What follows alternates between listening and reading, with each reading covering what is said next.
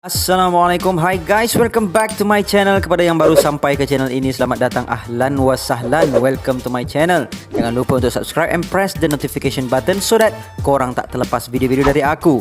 I'm aiming for 100k subscribers menjelang 2021, so I hope all of you can bring me there. Ayo sama-sama kita jadikan channel ini standing channel-channel teori One Piece yang ada di seluruh dunia. Ikutu Yarudomo. Sedia? Oh sedapnya K dan F dan C, banyak lagi yang sungguh lazat. Alpha Nuggets di KFC, rasanya tak terhingga. Macam mana guys, video tu real pas pasal Zoro tu. Aku malas lah nak ulang banyak kali. Yang bernama Roro Joro. Kau orang muak pula. And yes, I know chapter 981 dah keluar. Cuma aku nak tunggu official translation baru aku akan review. Pasal ramai nakama-nakama kita suggest macam tu dalam IG Kimis Coverto. Tambah pula, sebelum ni aku dah buat review untuk spoiler chapter tu.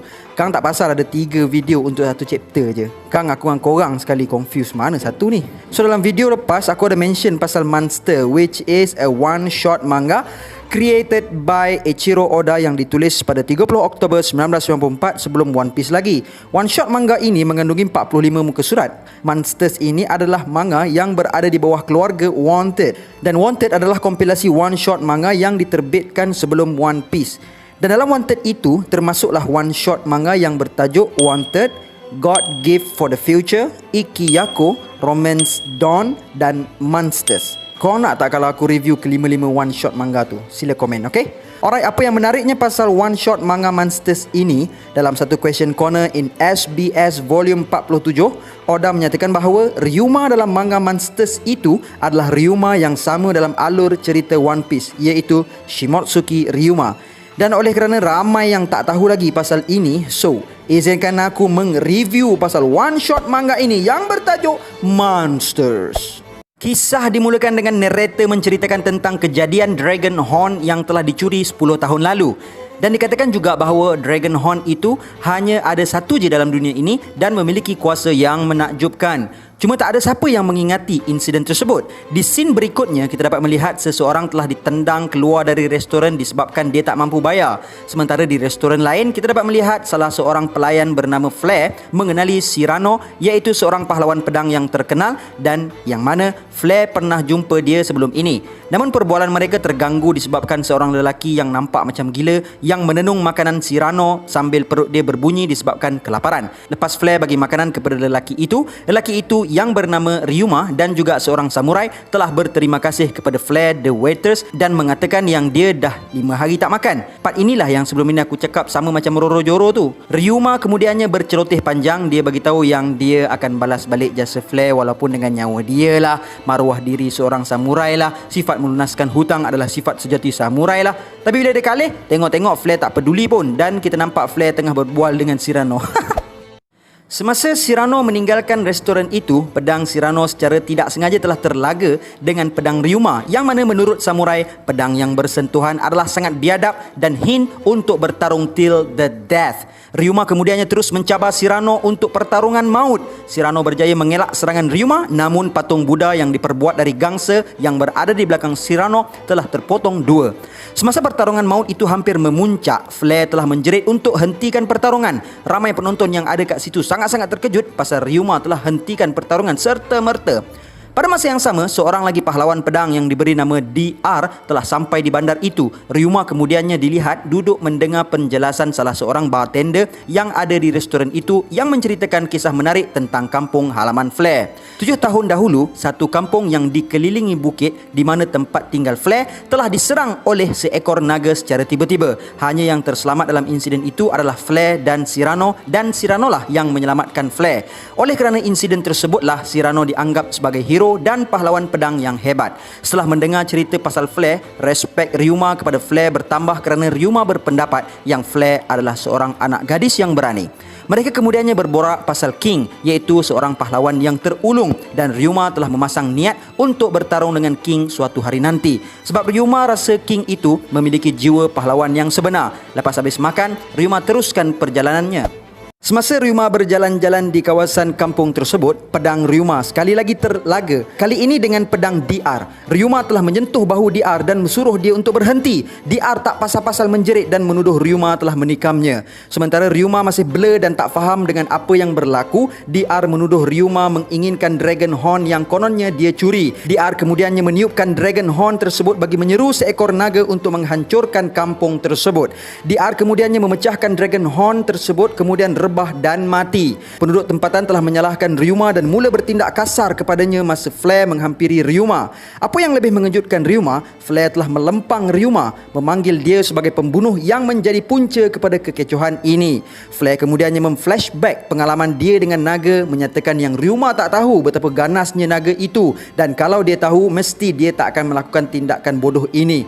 Ryuma yang masih tak tahu apa yang berlaku tak nak bertanggungjawab dengan apa yang terjadi. Cyrano yang ada kat situ kemudiannya mengkonfirmasikan yang Dragon Horn itu adalah asli dan minta semua penduduk untuk mengkosongkan tempat tersebut.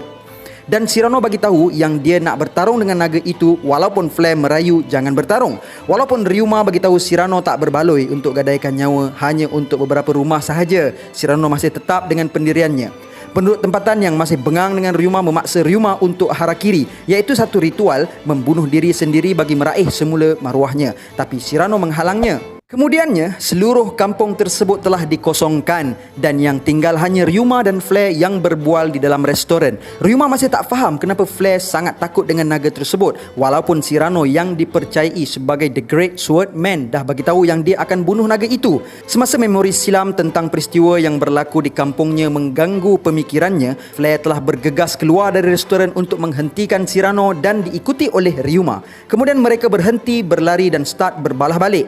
Dan sekali lagi Flare memarahi Ryuma yang dianggap sebagai seorang yang tidak bertanggungjawab. Ryuma kemudiannya tergamam dan memaksa Flare untuk jangan pandang belakang. Tapi Flare tetap juga memandang ke belakang dan alangkah terkejutnya Flare kerana apa yang disaksikannya adalah Cyrano telah membantu DR yang dipercayai telah mati tadi mengumpul semua harta yang ada di kampung yang ditinggalkan warga tempatan di situ.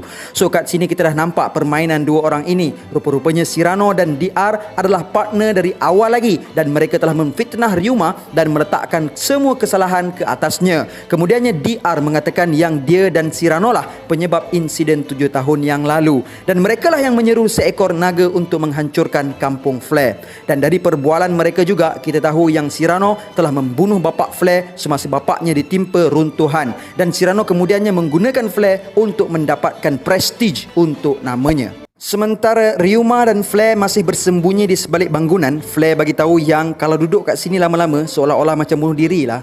Sebab macam mana pun naga akan datang untuk hancurkan bandar ini. Flare bagi tahu kepada Ryuma untuk lari dari situ, sedangkan dia pula masuk ke dalam rumah dan menangis. Ryuma yang sekali lagi mengekori Flare dan mendengar jeritan Flare dan melihat air mata telah mengalir dari wajah Flare membuatkan dia bengang dan terus lari meluru untuk menentang dua penyamun tersebut.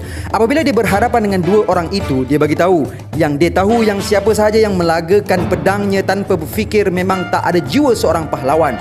Cyrano sambil mengejek Ryuma telah meluru menyerang Ryuma, namun mudah dikalahkan oleh Ryuma dengan hanya satu libasan. DR yang tak menyangka bahawa Cyrano the Great Swordman mudah dikalahkan begitu sahaja oleh Ryuma telah beg for his life sambil menawarkan Ryuma Dragon Horn sebenar bagi menghentikan naga tersebut. Ryuma bagi tahu DR yang dia adalah orang luar dan telah sekali lagi mengeluarkan pedangnya dan menamatkan riwayat DR.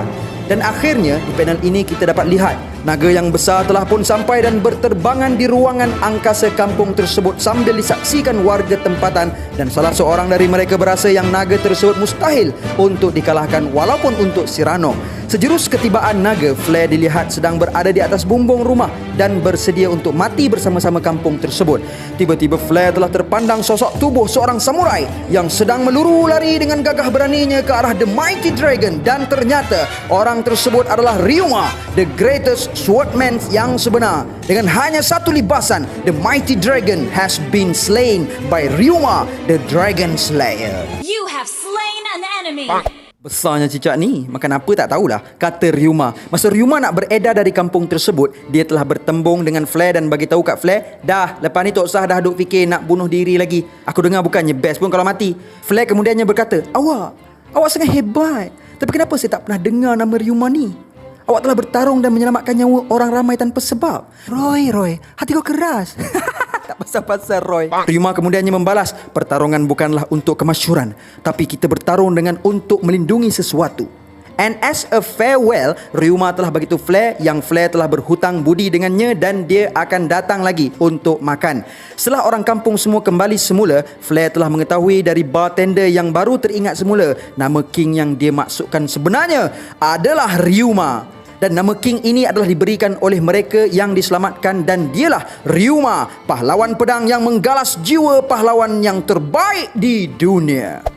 Kat sini Ryuma bagi tahu yang dia lapar balik dah. Lepas tu dia fikir nak patah balik ke tak Oh well, macam tu lah lebih kurang dia cakap. Alangkah baiknya lah kan bagi akulah kalau ada satu lagi bubble dialogue yang Ryuma cakap, jap, tapi mana arah nak pergi kampung tu Memang sah lah. Kalau macam tu, aku rasa geng Shimotsuki ni memang ada masalah dengan direction.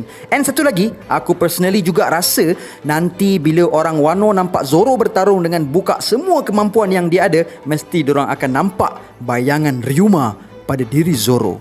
I don't know, I just saying.